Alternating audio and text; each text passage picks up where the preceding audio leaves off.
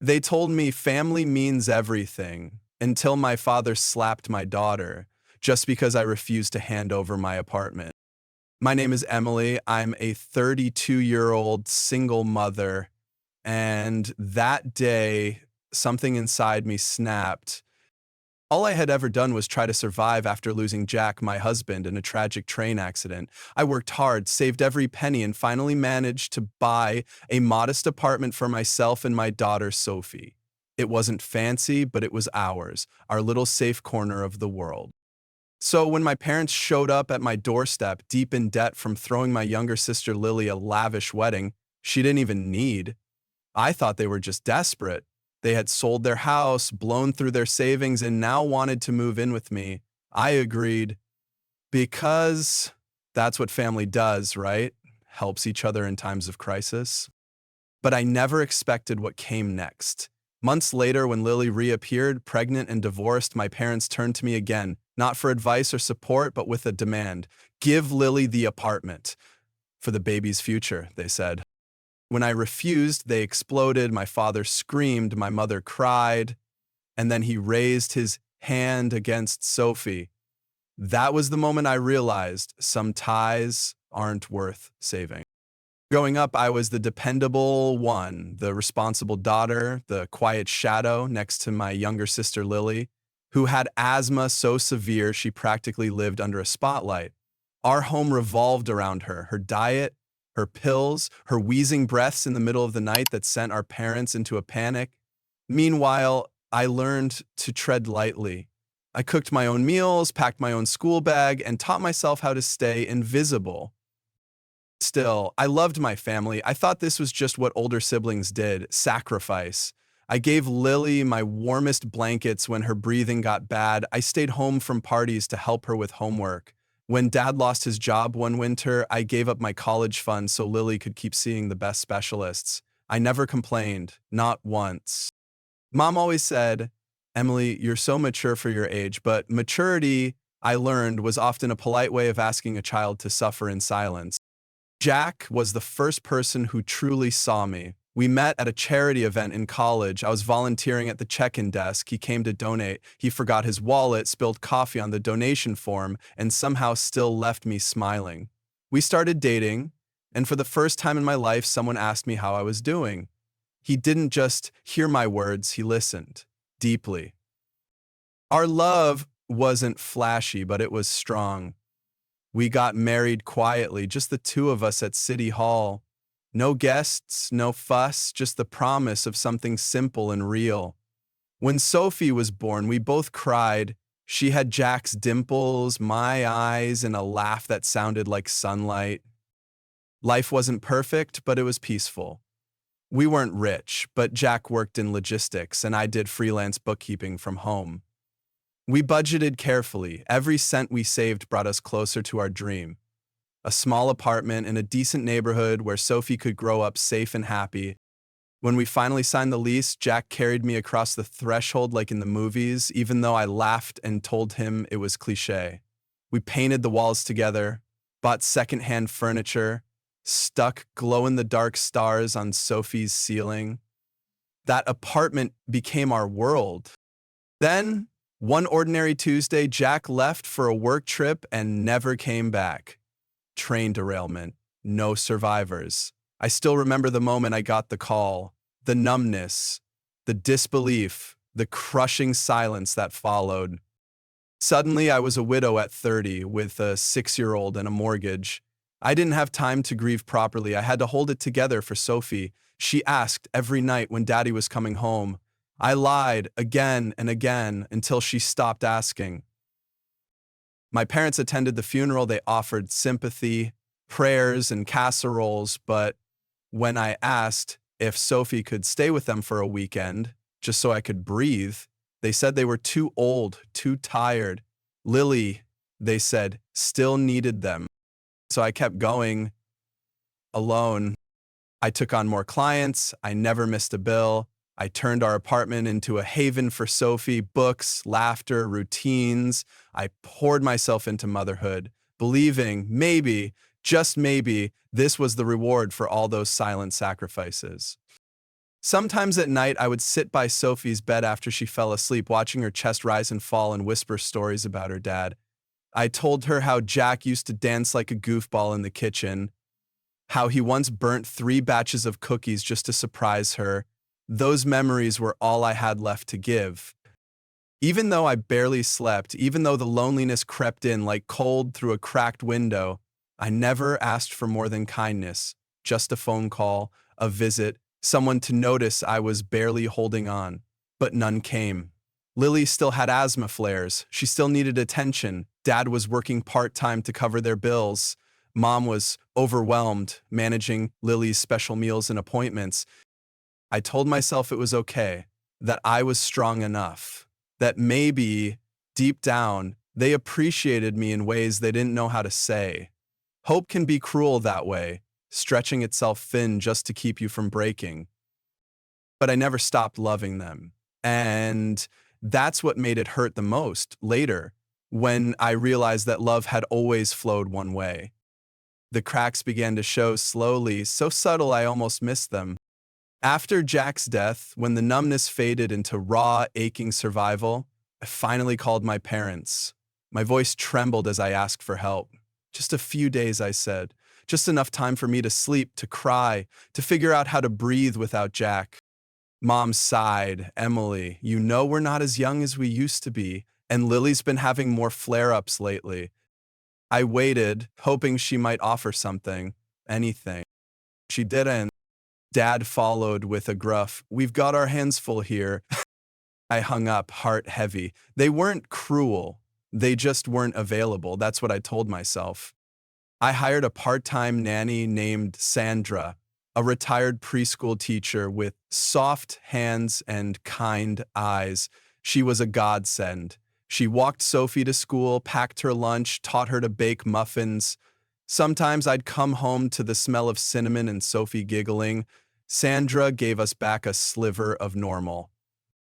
Meanwhile, my parents called once a week, always to talk about Lily, her new allergy, her latest diet, her expensive new supplements. When I mentioned Sophie's piano recital, Mom responded with a distracted, "Oh, that's nice." They never asked for pictures, never offered to come. Once, out of desperate hope, I invited them over for dinner. I cooked their favorites, cleaned every corner of the apartment, dressed Sophie in a pale blue dress Jack once picked for her. They arrived 45 minutes late. Dad forgot to bring dessert. Mom spent the evening talking about Lily's new boyfriend. Sophie showed them a drawing she made, our little family under a rainbow. And Mom barely looked before saying, "That's sweet, dear," and returning to her phone. I tucked Sophie into bed that night and found her picture torn in half under her pillow. Then came Lily's engagement.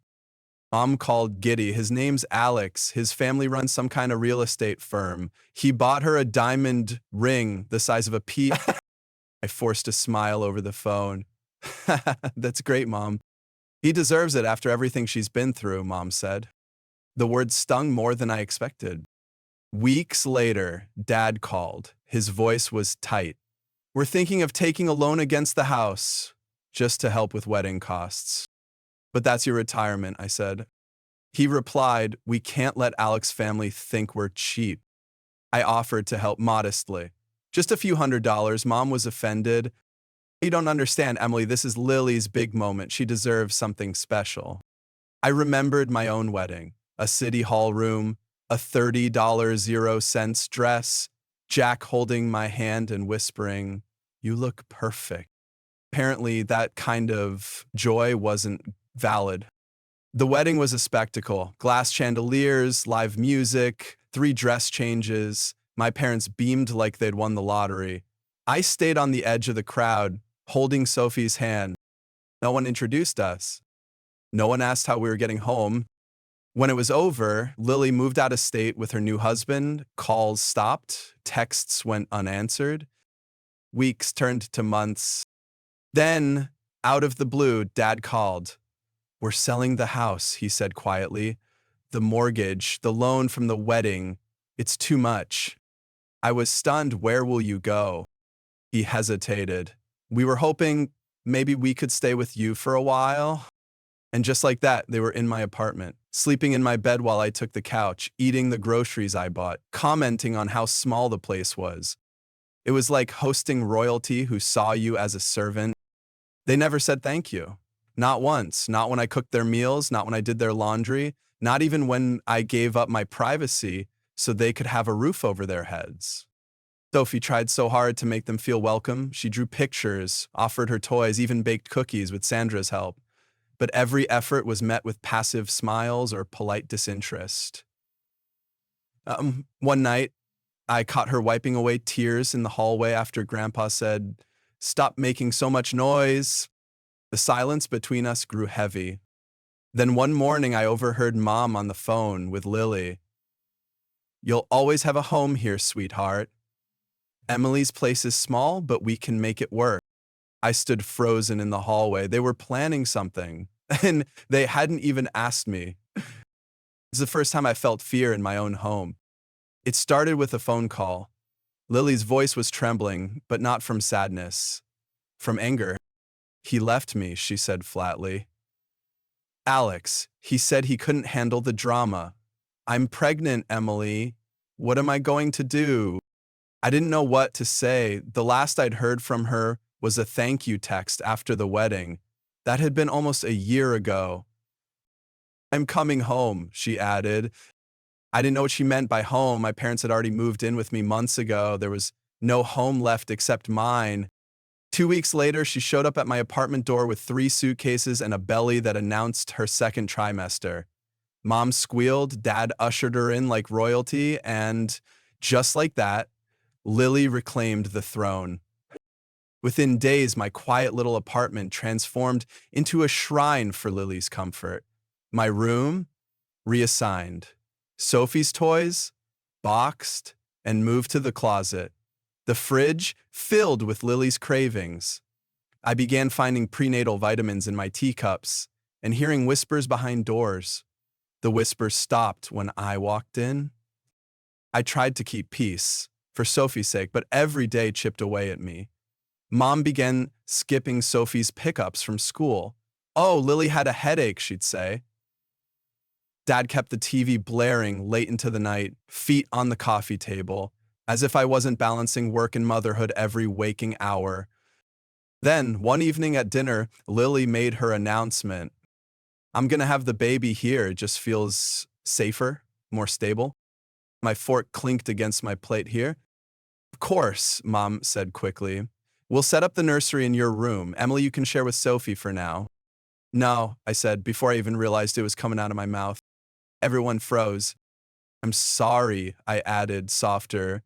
"But this apartment is mine. I can't—" Dad slammed his glass down. "Don't be selfish, Emily. This is family." "And this is my home," I said firmly. Mom's face turned to stone. "You always make things difficult." That night, they cornered me in the hallway. "We think it's time to formalize things," Dad said. "Put the apartment in Lily's name, for her baby, for the future." I stared at them in disbelief. "Are you insane?" Mom flinched. "Don't raise your voice. This apartment is the only thing I have left. I worked for this. Jack and I built this life. You don't get to take that from me." "You're being dramatic," Dad muttered. Sophie heard everything. She stood behind me, clutching my sleeve. That week, things got worse. Groceries vanished. Sophie's lunch went missing. Her favorite blanket was found in the laundry. Bleached. It smelled dusty, Mom said. Then, one night, I came home to find our suitcases by the door. Sophie sat on the steps, crying. "Aunt Lily said we had to leave," she sobbed. "Grandpa yelled when I asked why. He pushed me. He pulled my hair." My heart stopped. I walked into the apartment like a storm. "Get out," Dad said before I even opened my mouth. "You don't belong here anymore." "You hit my child," I whispered. "You threw us out?" She was screaming like a brat, Dad snapped. "She needed discipline." "Jeeves ate," I screamed. "You laid hands on her?" Mom didn't even look up. I turned to Sophie. "Come on, baby, we're leaving." We spent that night in a cheap motel, clutching what little we had. Sophie cried herself to sleep. I didn't sleep at all. The next morning, I called a lawyer. While Sophie still slept, I packed what little we had left into my car. My fingers trembled as I dialed the tenant line of my building's management company. I wanted to confirm one thing, that the apartment was still legally under my name. It was wild. But that relief quickly soured. The manager sounded confused. Your family moved in days ago? Didn't you authorize that? No, I said, cold creeping into my voice. I didn't authorize anything. They had changed the locks without permission, without notice. My parents had waited until I left for work, packed their things, and moved Lily in. And when I tried to return, they physically forced me out. My own apartment invaded. The lawyer listened carefully, his eyes sharp. This is trespassing and unlawful eviction, he said. And given the report of physical abuse against your daughter, we may have a strong case. He helped me file for an emergency injunction to bar them from further occupancy. He also contacted child services and police investigators. I submitted medical reports about Sophie's bruises, her school counselor's written concern, and photos I'd taken of her hair yanked from the scalp. Meanwhile, we moved into a small month-to-month rental, half furnished but safe. Sophie didn't smile for days. I caught her drawing a family portrait with X's over my parents' faces. I wanted to scream. I wanted to burn every memory of them. But instead, I documented everything. Phone records, text messages, Sandra's statement as a nanny, a copy of the loan agreement they signed to fund Lily's wedding, and finally, the building's security footage showing them changing the locks. Weeks pass. Then my phone rang. My lawyer's voice was calm but determined. They've responded. They've retained legal counsel. They're fighting the injunction. Let them, I said. I'm done playing daughter. The court date was set. As I looked across the courtroom weeks later and saw them sitting there, my parents stone-faced, Lily rubbing her pregnant belly like a shield, I didn't feel rage. I felt ready. This was no longer about revenge. It was about reclaiming what was mine and protecting what Jack and I had built for our daughter. They had taken so much. They weren't going to take one more thing. The weeks after we left didn't feel real.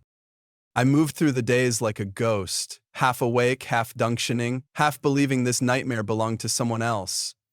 Our temporary rental was cold, sterile, a second-hand twin bed, chipped kitchen tiles, and a drafty hallway that whistled at night. Sophie barely spoke. Her laughter vanished, her drawings turned dark, stick figures with jagged mouths and empty eyes. I went to work, nodded through meetings, answered emails with robotic precision, but inside I was crumbling. My therapist, one I finally sought out through our company's health plan, said I had acute stress disorder. No surprise there. The real surprise was how much I still wanted to believe my parents would call and apologize, that Lily would show up, crying, admitting it was all a mistake. But they never did. Instead, I received a letter from their lawyer accusing me of emotional manipulation and exaggeration. They were seeking shared rights to the apartment in the interest of family harmony. Family harmony. I nearly laughed. But that night, when Sophie asked if we'd ever go home again, I couldn't answer. She didn't mean the rental, she meant our old apartment. The one we painted, the one Jack built bookshelves in, the one where we celebrated birthdays and made pancakes on Sundays. I held her as she cried. The lawsuit drained me, financially, emotionally. The legal fees piled up. Even with pro bono support, the court process was slow and full of delays. My parents filed counterclaims, all baseless, but each one added paperwork, hearings, hours of missed work. I started waking up at 3 a.m. every night, drenched in sweat, staring at the ceiling. My chest would tighten, breath short. Panic attacks became frequent. My doctor offered medication. I said no at first, then changed my mind after I snapped at Sophie over spilled milk and saw her flinch. The guilt was worse than the grief. Sandra returned to help after school. She came over one afternoon with a basket of muffins and just sat with me. No judgment, just presence. You're allowed to fall apart, she said, but you don't have to do it alone. Her words cracked something open. I let myself cry, really cry. Not the silent kind I'd been perfecting since Jack died, but the loud, heaving sobs that left you breathless. Sophie climbed into my lap, held my hand. It's okay, Mommy, she whispered. We're still together. That was the night I stopped pretending I was fine. I emailed HR and took 2 weeks of emergency leave. I turned off my phone, I stayed home, cooked with Sophie, painted with her, let her choose the music in the mornings. Slowly, she began to hum again. Her drawings gained color. First pastels, then bold strokes of blue and green. She drew trees, stars, a house with a heart inside it. One afternoon, I found her rereading an old bedtime story Jack used to read aloud. She looked up and said, Do you think Daddy would be proud? I couldn't speak. I just nodded and kissed her forehead. He would be, because we were still here, even if the world felt like it had burned to ash around us. That night, I opened a box I hadn't touched in months, the one with Jack's old hoodie, the sonogram picture from Sophie's first checkup, and a framed photo of the three of us on her first birthday. I held it in my lap and whispered, I'm trying, I swear I'm trying. No answer came, of course, but in the silence I felt something shift. I wasn't just surviving for Sophie, I was surviving for me too. I printed out a calendar and wrote down court dates, therapy sessions, Sophie's school events, and even blank days labeled breathe. I couldn't fix everything overnight, but I could choose to keep going, one square at a time. One morning, Sophie hugged me tighter than usual and said, I had a dream we were back in our purple room. I smiled. Maybe we will be someday. She didn't ask when, she just nodded. And that was enough for now. Still, every time the mail arrived, my stomach twisted. Bills, legal notices, reminders of a fight I never wanted but couldn't walk away from. I kept every receipt, every letter, filed and labeled like armor. I'd sit at the kitchen table after Sophie went to bed, staring at the numbers, rent, groceries, gas, court fees, and always the question hanging over my head, how long can I keep this up? But then I'd glance at the wall where Sophie's new drawing hung, two stick figures under a rainbow, smiling, and I'd tell myself just one more day. The first sign of healing came quietly, Sophie singing to herself while brushing her hair. It was a small thing, barely a hum, but I stood frozen in the hallway, toothbrush in hand, afraid that if I moved, the sound would vanish. Did it. From there, we began to rebuild. I reorganized my work schedule to be home by 5:30 each day. We cooked simple meals together, started a new bedtime routine with silly voices during story time, and dedicated Saturday mornings to pancake experiments.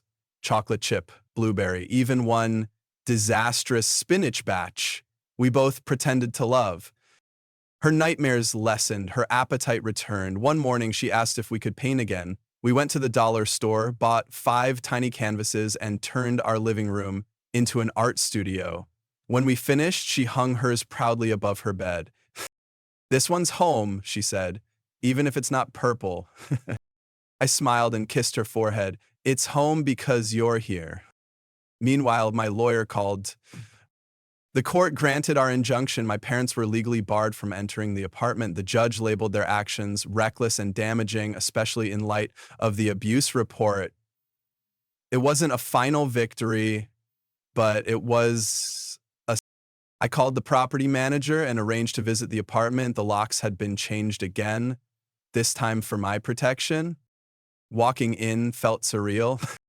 The furniture was rearranged, Lily's maternity pillows still on the couch, a baby blanket draped over the armchair Jack used to sit in. I stood in the doorway, breathing in the scent of lavender and betrayal. But it was still mine. I gave my tenants a 4-month notice as required by law. They were understanding, even kind, said they'd miss the place. I nodded and said nothing, holding back 1,000 emotions. Back in the rental, I let Sophie decide how we'd redecorate when we moved back. I want glow-in-the-dark stars again, she said, and maybe a hammock chair. I promised her we'd make it the coziest, safest place in the world. In the meantime, I paid off some of the mounting legal costs by taking on freelance work after hours. I built spreadsheets until midnight, then curled up next to Sophie and held her tight.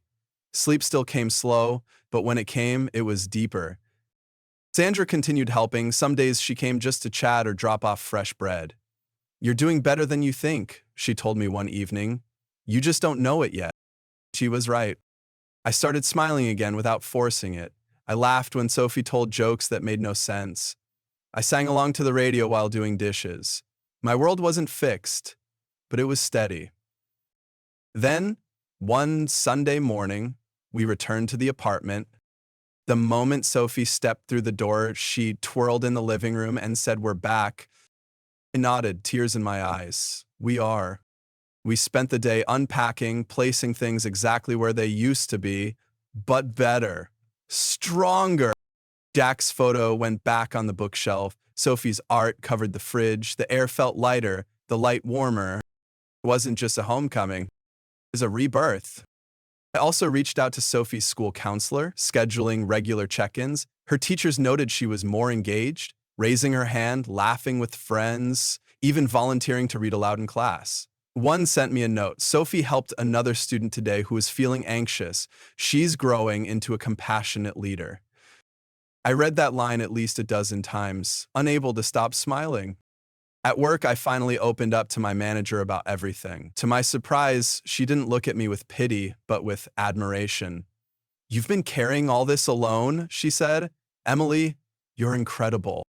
She offered a lighter caseload temporarily and connected me with a women's leadership network. I attended my first virtual meeting one Thursday night and sat quietly just listening. Dozens of women, different stories, same strength. I wasn't alone. That realization, simple as it was, changed everything.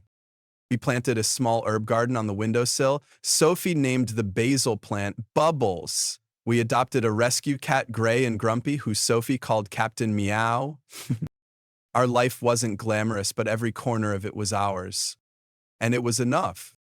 One night, as Sophie curled up beside me on the couch, she whispered, "Mommy, I like this life."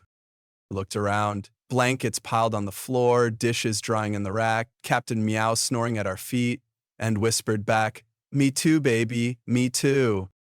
I didn't plan to see them again, but life doesn't always ask permission. It happened on a rainy Thursday. Sophie and I had just come home from school pickup when there was a knock on the door. I looked through the peephole and froze. It was them. My parents stood on the porch, soaked through, holding a bundled-up infant. Lily was nowhere in sight. Opened the door a crack. "Emily," Mom began, "we need your help." "We've been evicted," Dad added. Lily left. She didn't tell us where she was going, just dropped the baby off and vanished. I stared at them, heart hammering. The last time we spoke, they called me selfish, dramatic. The last time we stood in the same space, my father had put his hands on my child. "You have a granddaughter," Mom whispered. "She needs a home." I looked past them at the baby. Quiet, fragile, completely unaware of the chaos she'd been born into. But my heart didn't soften. I thought about the bruises on Sophie's arms, the nights she cried herself to sleep, the fear in her eyes. "No," I said firmly. They blinked, stunned. "Emily," Dad growled, "don't be cruel." "You were cruel," I snapped. "You threw your own child and grandchild out of their home. You let Lily bully us. You hit Sophie." "That was a misunderstanding," he barked. "It was abuse," I said coldly. "And you're lucky I didn't press charges." Actually, I had, quietly. The legal wheels had been turning for weeks. Now with Sophie's testimony, medical records, Sandra's statement, and building footage of the eviction, we had a solid case. My lawyer had advised waiting until we were settled. That time had come. I closed the door on them without another word. 2 weeks later, the police knocked on their door. My father was charged with child endangerment and unlawful eviction. My mother was named as an accomplice. They were shocked, of course, denied everything, claimed it was all a family spat. But the footage told another story. So did the bruises. The court date was set. I testified calmly, clearly. Sophie spoke too, her voice small but sure. Sandra's notarized letter described behavioral changes and specific incidents. The school counselor corroborated emotional distress. My parents' lawyer tried to discredit me. She's emotional, retaliatory, unstable. My lawyer held up my work records, school reports, therapy logs. She's consistent, protective, and responsible. What's unstable is throwing your child out of her own home and then demanding ownership. The judge agreed. The ruling came swiftly. My parents were found guilty of trespassing and emotional harm. Dad received community service and mandatory anger management. Mom was fined and barred from contacting us without court mediation. And Willie? A separate hearing confirmed she had abandoned custody. The baby was placed into foster care temporarily. Social services contacted me asking if I wanted to take guardianship. I said no. It broke my heart, but I meant it. I can't raise another child in fear, I told the caseworker. I need to protect the one I already have. That evening, I told Sophie everything. She nodded quietly. You did the right thing, Mommy. The next morning, I found a drawing on the fridge. It showed two stick figures, one big, one small, standing under a big yellow sun. Above them, the words, "We're okay now." I cried, not out of grief, out of relief. For the first time in years, I wasn't surviving. I was free.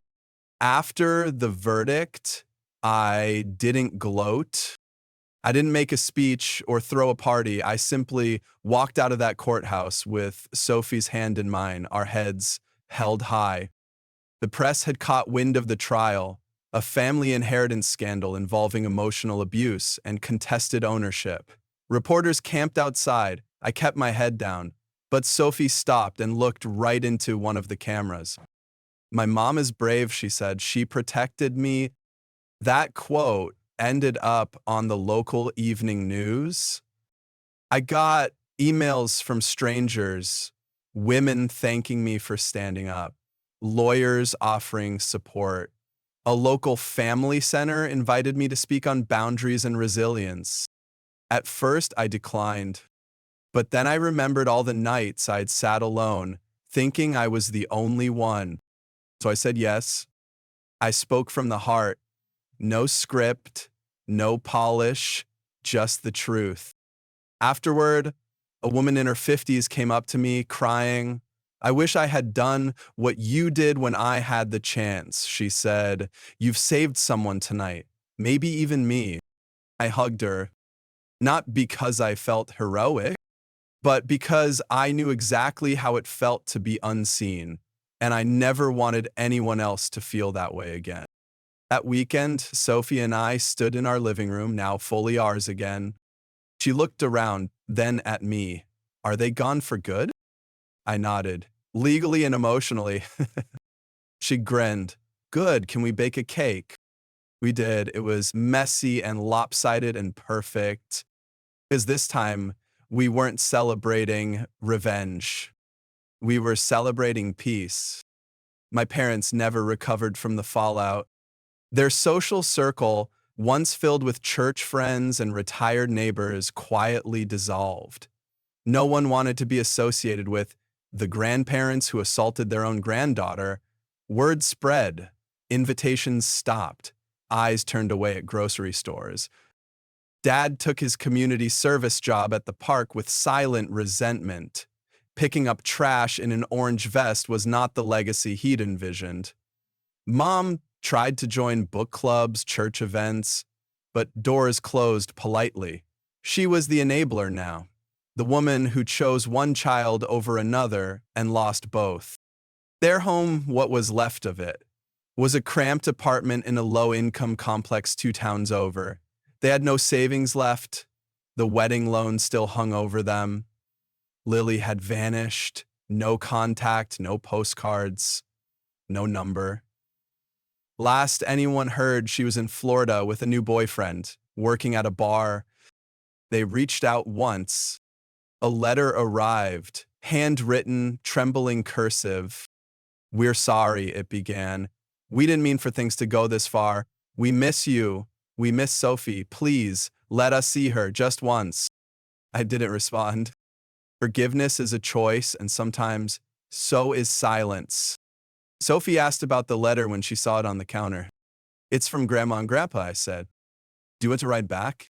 "No," I replied gently. She nodded. "Okay." A week later, the mailman delivered another envelope, this time from Child Services. Lily had officially signed away parental rights. The baby, now 8 months old, was being placed permanently for adoption. For a moment, I thought about that tiny girl, the one I'd seen wrapped in blankets, blinking up at the rain, her life just beginning, tied to so much damage she didn't create. I prayed she would land in a loving home, one where family meant warmth, not war. My parents, I heard through legal channels, tried to fight the adoption, filed motions, claimed they had rights. The judge denied them immediately. Too little, too late. They had been given every chance and wasted them all. Sandra mentioned, I nodded but said nothing. Because what was there to say? That I pitied her? That part of me still hoped she'd change? I had spent my entire childhood hoping for that, and all it earned me was a broken heart. One day, a mutual friend sent me a screenshot of a post from Mom's old social media account. It was a photo of a baby girl in pink socks, captioned, "Miss her every day." No names, no tags, just longing. I stared at it for a while, then deleted the message. I, I didn't need their sadness cluttering my peace. There's a special kind of grief in watching someone throw away love, and then mourn its absence as if it were stolen. I yawned. Instead, I focused on Sophie, on our cat, on the herb garden, the school projects, the warm afternoons on our tiny balcony. I built a world where joy was real and safety wasn't conditional. And when the past came knocking, through letters, through gossip, through whispered regret, I didn't answer. Because some stories aren't meant to be reopened, especially when you've already written a better ending. One afternoon, as Sophie and I passed the courthouse downtown, she glanced up and said, "That's where you made them stop hurting us, right?" I nodded, "Yes, baby." She squeezed my hand. "I'm glad you did." And in that moment, I knew justice had been served, not for vengeance, but for peace. Some stories don't end with a bow. They end with breath, with choice, with quiet defiance. When people ask me what happened, why I never reconciled, why I walked away, I don't tell them about the bruises or the betrayals. I tell them this: I chose peace. Not the kind written in greeting cards, but the kind you claw for with broken nails. The kind you build when everything familiar has burned down. The kind that says, I will not inherit this pain. Sophie and I made our own peace. She laughs more now. She draws big skies and warm houses. She sings in the shower. She asks hard questions, and I answer honestly.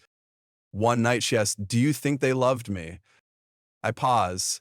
"I think they loved the idea of you. But love is shown in what we do, and they chose wrong." She didn't cry.